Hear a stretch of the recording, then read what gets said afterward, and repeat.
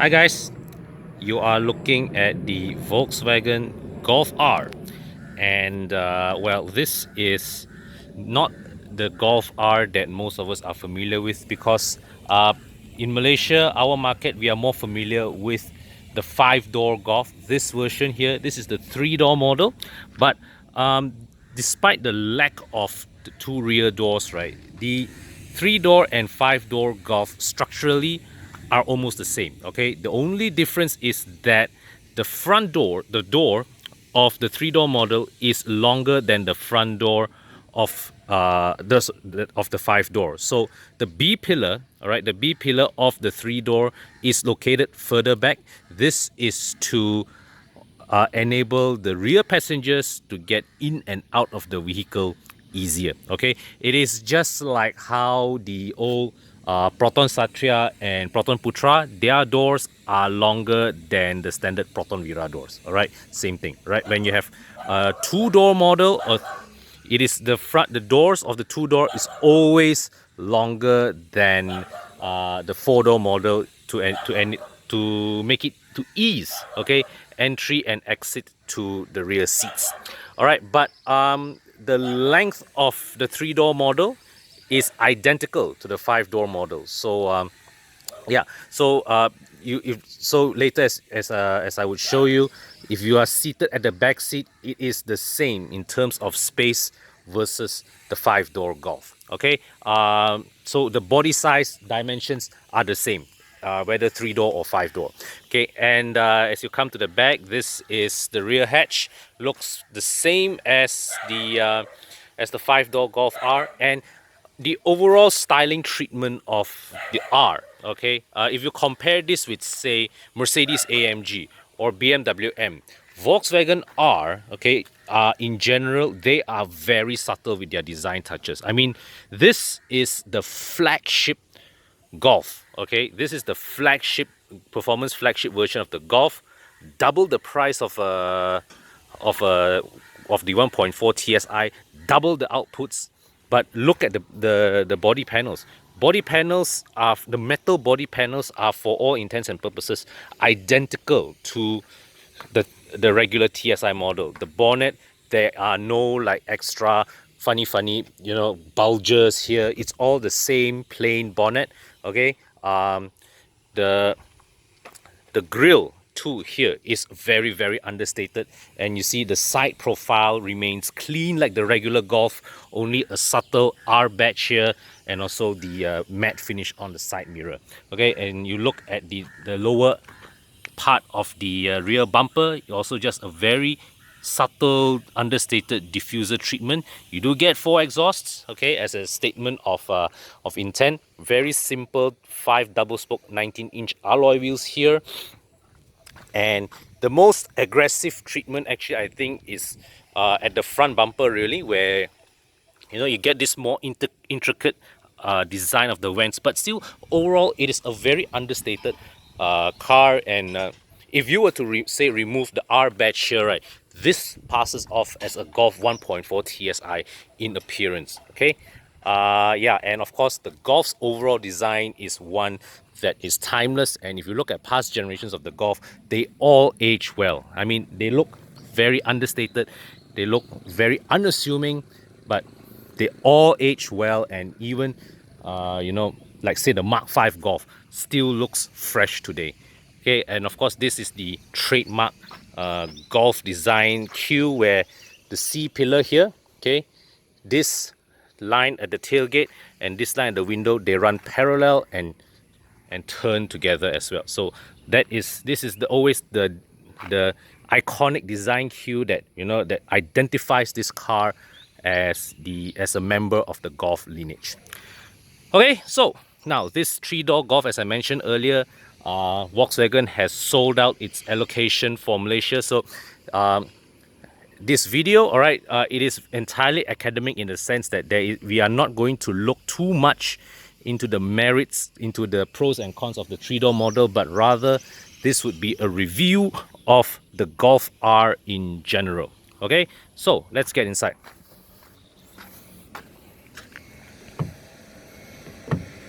Shit. I always forget that, you know, not every car comes with keyless entry. Okay, but anyways, let's come inside. Okay, so stepping inside. Right, now as you can see, space wise, I am getting the same amount of headroom and legroom as the regular 5-door Golf. I even have the luxury of rear aircon vents. Okay, good armrest. There's a pocket here to put things, and also a cup holder here at the corner, right? And look at the Isofix mounts here. So this is the type where you have to pull off the entire clip to expose the Isofix anchor. You pull this armrest down here. These are removable. Okay, so for you to reconfigure the size of the cup holder as per your preference. And also this allows you to fold down this hatch to access the rear, to access the boot, or you can choose to fold the whole seat back down entirely. All right, and so, well, pretty much just from here, nothing much to really shout about, but overall you just get the sense that, you know, it is a very solidly constructed cabin from the back. Okay, impression from the back, spacious enough. So if, let's say, like, you were to ferry people on a long distance drive, right, you, aside from the slightly inconvenient entry and exit that is common to, you know, 2-door vehicles, the amount of space here is no different from what you get with the regular 5-door Golf. So if you were to, so as long as you get the entry and exit part out of the picture, once you're seated inside, it is pretty much the same as the 5-door model, right? So now, of course, with the 3-door here, the B pillar is moved to the back, all right? And down here, okay, they have to expose the seat belt anchor, so that when the front occupants buckle up, this slides to the front. So exit, just push this down, get down, no fuss. Okay, also come to the back. Let's open up the boot. Right, and so, well, the same amount of boot space as per the 5-door model. So this is for a hatchback. This is actually pretty decent boot space. All right, and good utility too. You get one hook here, 12-volt socket here, and you can lift this up. All right, and there are these notches here to hold this floor in place as you access this lower compartment. Okay, these parts also here are partitioned off for you to drop small items in there if you so wish. And just pull this down, close the hatch. Now we come back to the front, and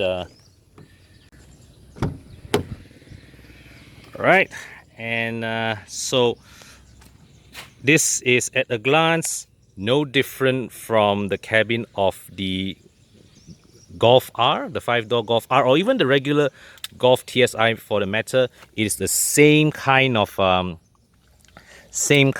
the same architecture, all right? And of course, just that what differentiates this from a Golf TSI are just the materials.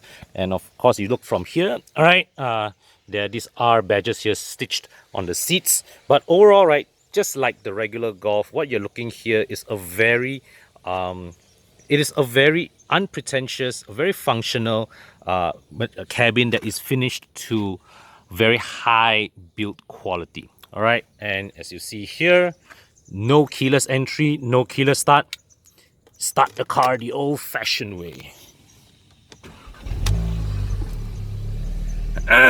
So, aside from the absence of keyless entry, right, this 3-door Golf R here actually is not that kosong spec at all. Because if you look at this, excuse me, let me. All right, so, like for example, you still get the virtual instrument cluster here. I would say one thing. So you control the screen from this panel here. Okay, you can browse through various menus. So one thing that I would say is it could be improved upon. Okay, so here is you decide what to put inside the circle where the speedometer and tachometer resides.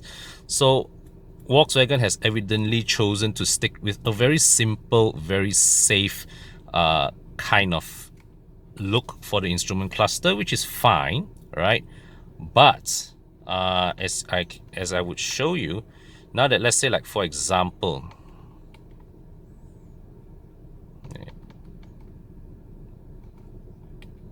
now you go back and you browse through again. So here, this screen enables you to access, to show you audio. It can show you telephone.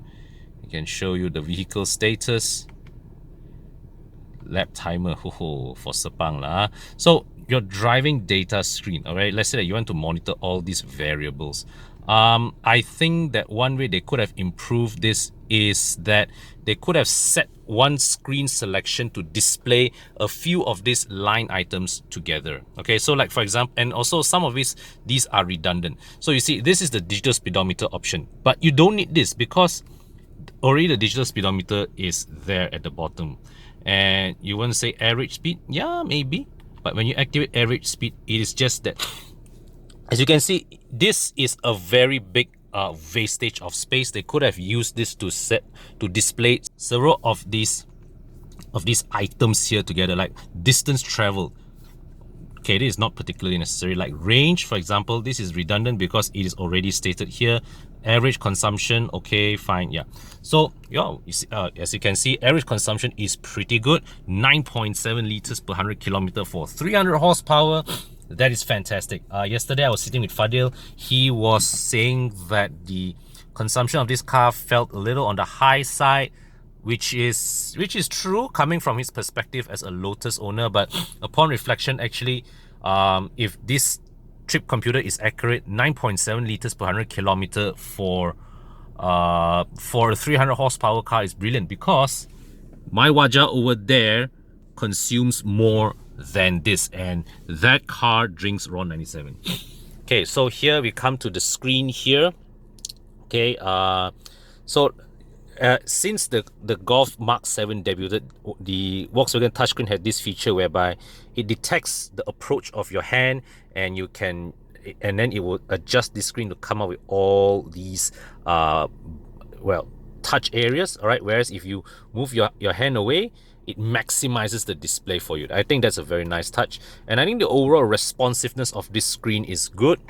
All right, but as you can see also, this is very, very vulnerable to smudging. So if you are particular about the appearance, stand by like a wet cloth to wipe this. Oh, I saw that.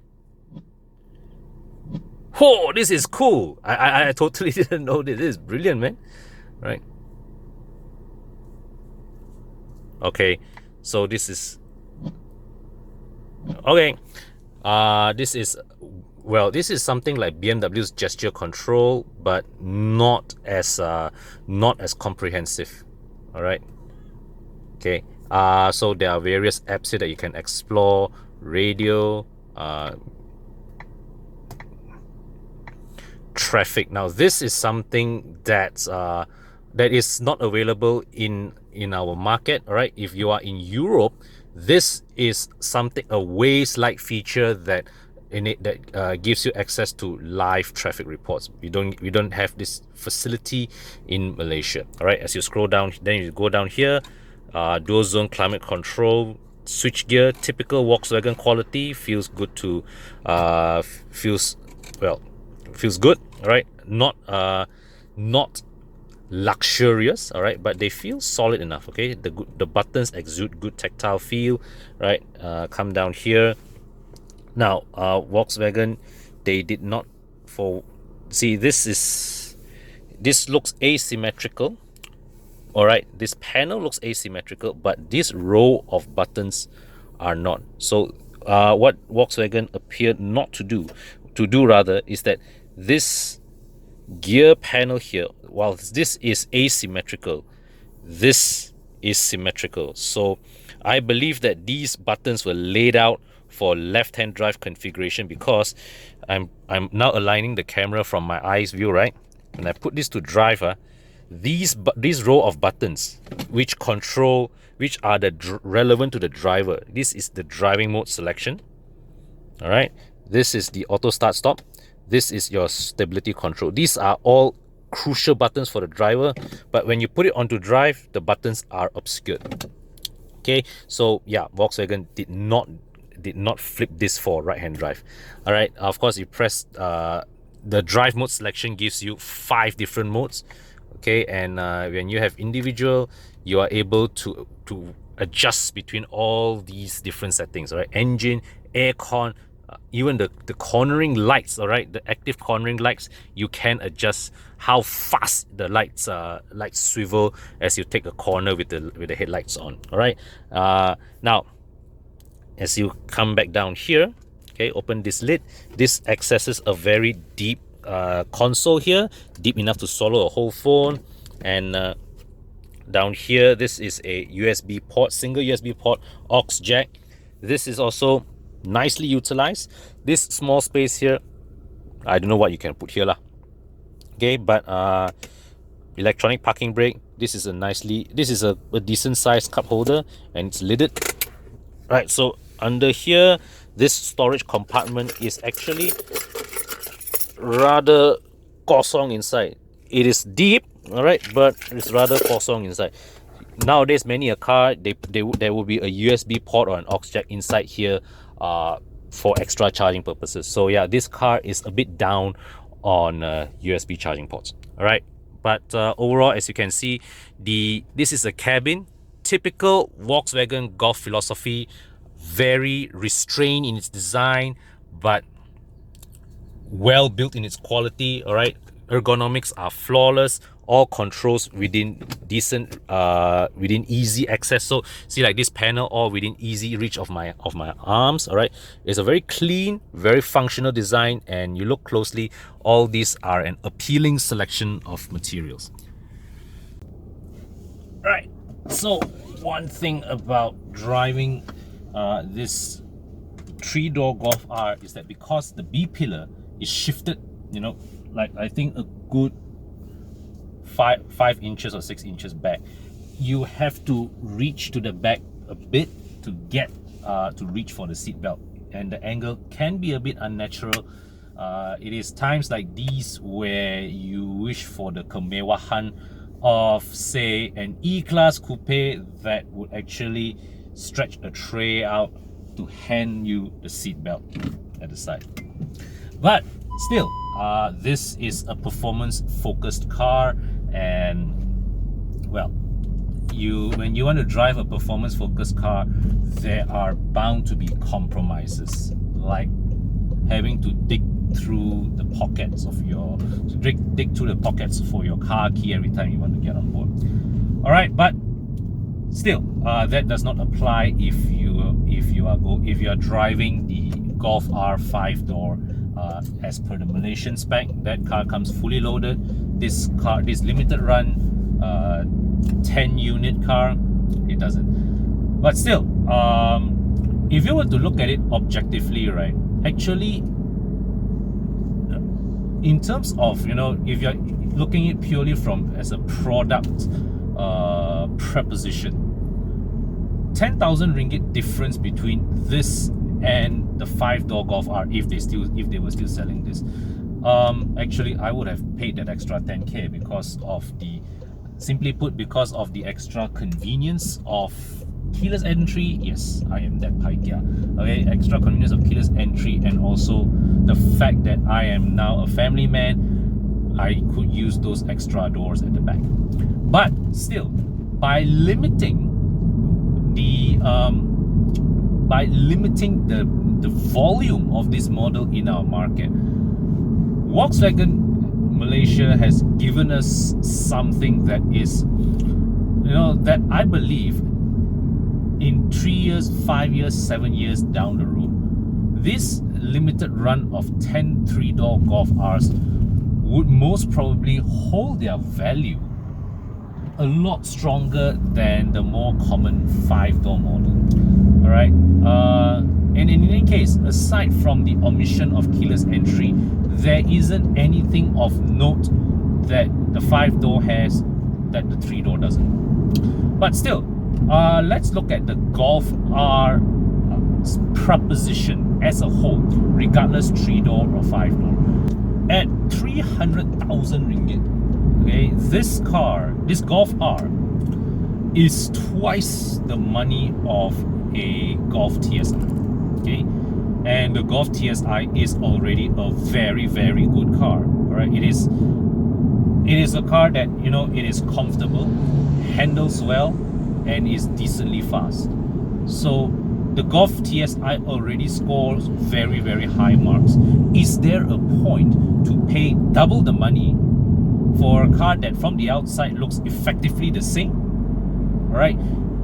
The Golf R, to justify its existence, will therefore need to be twice as good as the already very good Golf TSI. And don't forget, when you step up from the Golf TSI, there is also the Golf GTI that is already a very big upgrade from the Golf TSI. So how much better than the Golf R here can be to justify a 300k price tag? Well, for starters, it does have double the outputs, 300 horsepower. All right, it is detuned. This is detuned to about 290, but it's still plenty fast. The Golf TSI, about 150 horsepower, right? So half the outputs. And the Golf R here also has double the amount of driven wheels. So yeah, all the seats are there that this is, you know, you're getting twice the car that you are with the Golf TSI lah. Okay, now, but to drive, right? To put some context in my experience, recently I drove the Mercedes A250, and I would say that the A250 actually felt wilder and more frenetic than the Golf R here. The Golf R here just somehow feels more measured, more civilized, right, in the way it delivers its pace. But make no mistake, this thing is properly fast. If you are not careful with your accelerator pedal inputs, you would easily find yourself on the wrong side of the speed limit. Okay, and of course, when you are driving in heavy traffic, please be careful with your throttle applications, because you know it has that typical heavy turbocharged kind of response, whereby you suddenly go full throttle, right? There is that wait to build up boost, and suddenly it punches you in the face. All right, so yeah, there are times where you know, zigzagging in traffic, I don't really dare to punch the throttle for fear of other users more than anything. But on wide open roads, all right, when you build up the speed and you carry it, there are very few cars that will keep up with this Golf R.